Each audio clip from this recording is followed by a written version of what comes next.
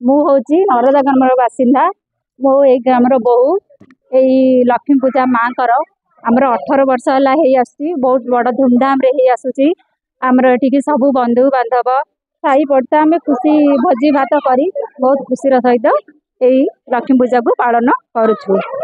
यही आमे प्रत्येक वर्ष यही अनै था कौ दिन आई आश्विन मास हम आमे माँ पूजा करूँ हम बहुत खुशी सहित समस्ते एकाठी हबु धूमधाम रे 3 दिन यही पूजा पालन करूँ। मु श्री धनंजय मिश्र ग्राम शालीजंगा मुई ग्रामर पुरोहित अटे। आज को प्राय 18 वर्ष धरी यही लक्ष्मी पूजार मु पुरोहित काम करी आसुची।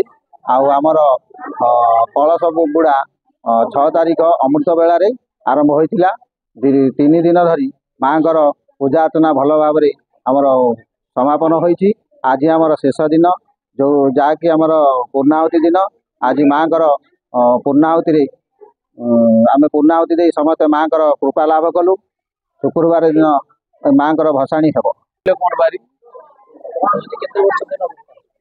आमर महालक्ष्मी पूजा दीर्घ ए वर्ष को 18 वर्ष पूरण है। आम गाँव प्राय आम समस्त सबु वर्गर भाई माने मिसी एठी एकत्रित होई आम नरदारे महालक्ष्मी पूजा दीर्घ 18 वर्ष ला करि आसुछु। आ बहुत शांतिपूर्ण भाव में आम करूछु।